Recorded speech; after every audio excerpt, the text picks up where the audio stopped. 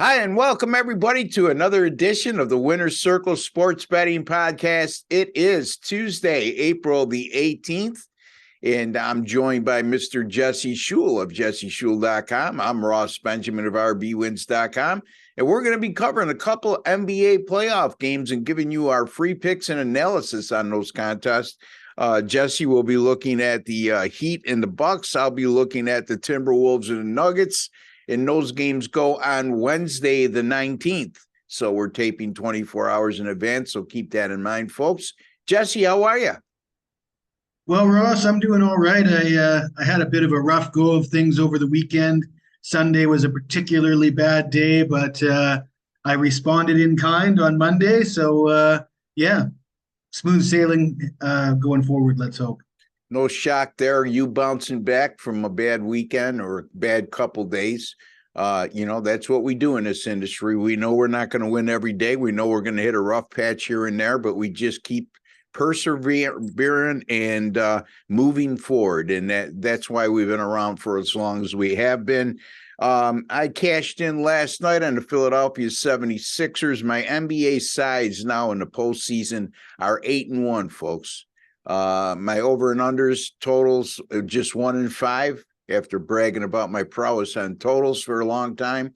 I hit a snag there in the NBA postseason, but all in all, 9-6 overall in the postseason, good for 60%, including 8-1 on side. So a lot of good things from Jesse Shule and Ross Benjamin. But before we get going, just a friendly reminder, folks, if you have not subscribed to our YouTube channel, please take a second to do so. It costs you absolutely nothing. No strings attached, no hidden agenda. You're just privy to some of the finest handicappers in the country today. Not only myself and Jesse Shule, Doug Upstone from DocSports.com, and Sean Higgs from picksandparleys.net as well. So today it's all about Jesse. And Jesse, you're going to be looking at the game between the Heat and the Bucks. Right now, the Bucks are a 9-point favorite, and the total is 222.5. Jesse, you can go that route or any other route you want to go, but tell us who you like in this game. Well, Ross, I guess everybody's talking about Giannis and him leaving the game after 11 minutes in game one. I guess the reports are saying that he's probable to play in game two, and it's just a pain tolerance issue, and we've seen him deal with pain quite well in the past. I remember 2 years ago in the finals, he was coming into the finals. It looked like he hyperextended his leg. I actually saw it bend the wrong way. And I thought for sure there's no way he's playing in the finals after seeing his leg bend that way. And what did he do? I think he was the finals MVP, actually. Yeah. Anyways, so the line indicates that Giannis is going to play. Obviously, the Bucks wouldn't be a 9-point favorite if they weren't expecting Giannis to play. And I do like the Bucks to bounce back, but I don't necessarily want to back them to win the game by double digits. I wasn't as surprised maybe as some were that the Heat got the win in game one. At the end of the day, I think Jimmy Butler doesn't get enough credit for being a playoff performer and a guy that really comes through in the clutch. And Miami did have the number one ranked scoring defense in the NBA during the regular season, something that usually translates well in the playoffs. That being said, let's talk the zigzag theory. And I don't follow any systems, Ross. I always take every line and analyze it. That's the starting point. What is the line telling me, and what can I apply to that? But the zigzag theory is obviously very popular, has been very popular in the NBA playoffs, and I like a version of the zigzag theory, and that's the team coming off of a loss to start the next game well, as opposed to just winning the entire game outright and covering. I find the team that's playing with desperation, they have that sense of urgency. They get off to a hot start because they need to. And the team coming off the win has a little bit of complacency to deal with. They just won. Their egos are quite swollen. And I usually like to attack the first quarter lines. And the first quarter line for this game is Milwaukee -3. That's the bet I like. I don't have any long-term stats on that, but I do have since 2007, teams that are down 0-2 heading home for game 3 are 79, 47, and 9 against the spread. Now, this is not that situation, but it's a similar situation. Team coming off of a loss, needing to get back into the series and go on the road. The series tied 1-1. So I'm taking Milwaukee -3 for the first quarter. Milwaukee -3 over Miami in the first quarter, and it certainly makes a heck of a lot of sense to me. I think you'll find too, Jesse, teams down 1-0 in a series after a home loss and playing home in game 2. That theory probably improves considerably when they're playing at home. So good points there, and certainly solid foundation to why he likes it. And I certainly think it makes a lot of sense to me. I mean, the Bucks are going to be in an ornery mood, and it's only human nature that a team like Miami, a number 8 seed, knocking off a number 1 seed in on the road, and at this point, the worst they're going to get out of this 2-game set. Milwaukee is a 1-1 tie, and they would have signed up for that going into the series. So. Very, very good points and solid reasoning, Jesse. As always, again, Jesse Schul likes the Milwaukee Bucks -3 over the Miami Heat in the first quarter. That's a first quarter bet. Milwaukee -3 in the first quarter over the Miami Heat on Wednesday, April 19th. I'm going to look at the Minnesota and Denver game.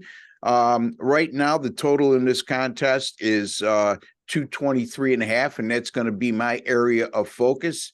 And boy, oh boy, Minnesota didn't show up in game 1 after winning the play-in tournament game on Friday and advancing as the number 8 seed. Denver just shellacked them in game 1, 109-80. That game stayed well under the total of 224.5. As a matter of fact, Minnesota only 81 field goal attempts in that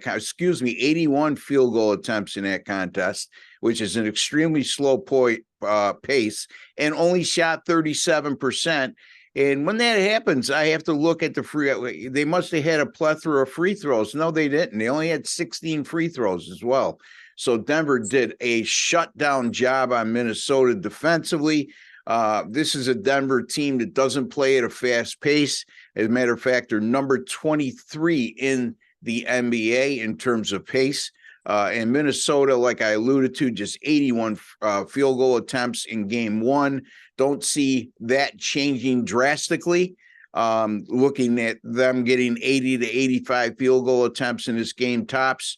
Minnesota has played 3-0 to the under in this postseason, Jesse.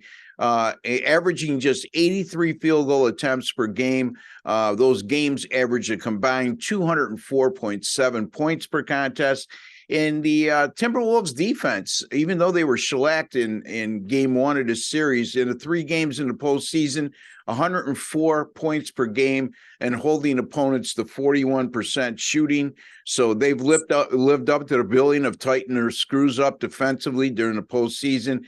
And this is also a Denver team 7-0 to the under after a loss, after a game in which there was a combined 205 points or less being scored, and 9-1 to the under off a win by 20 plus points this year. So again, they win the game by 29.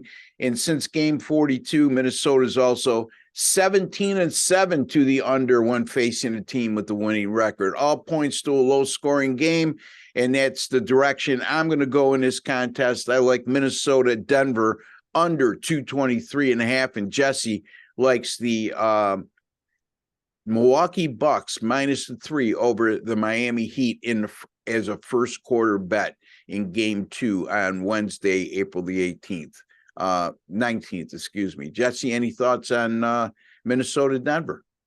Well, did I hear you say that Minnesota's gone under the total in all 3 of their postseason games so far? That's correct.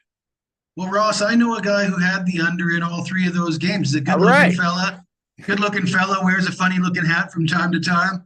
Yeah. He's been known to associate with questionable characters like Ross Benjamin and Sean Higgs.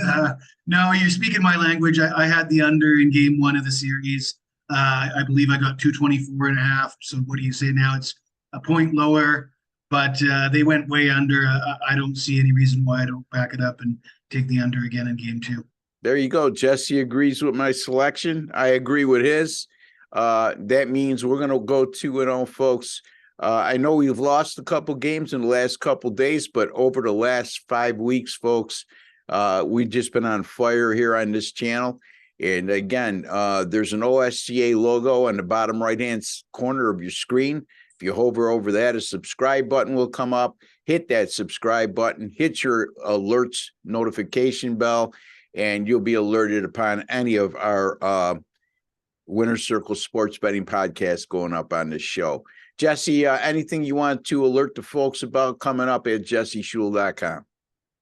Well, Ross, you alluded to the fact that we might have been flirting with 500 in our recent shows, but I'm pretty proud of the take that I gave out on the LA Clippers Phoenix Suns game. Yep. With you just a few days ago.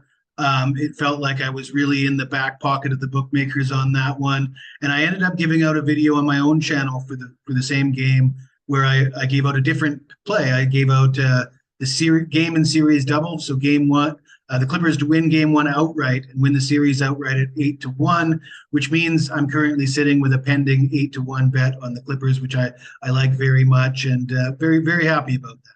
Very good. And tell the folks where they could find your YouTube channel, or the name of your YouTube channel, I should say, and also your Twitter handle, Jesse. Sounds good. At Jesse Shul Picks on YouTube, at Jesse Shul on Twitter, and you can see me at jesseshul.com. And you can find me right here on the Winner's Circle Sports Betting Podcast on the OSTA YouTube channel, Gamblers World YouTube channel, sponsored by both companies. Also, you can find me at my website, rbwins.com. All the videos posted there daily. Our archives are all up on our YouTube channel page.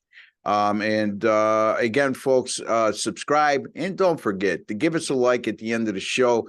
Right now, Ross Benjamin on an 8-1 NBA side run, so keep an eye on that.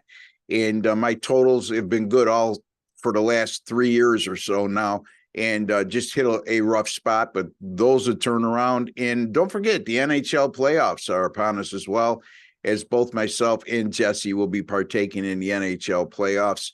So a lot of good things from our handicappers here, sports betting experts, I like to refer us as, not handicappers, here at the Winner's Circle Sports Betting Podcast. Until the next time, for Jesse Shul and Ross Benjamin, we like to wish each and every one of you all the very best. Take care and God bless, folks.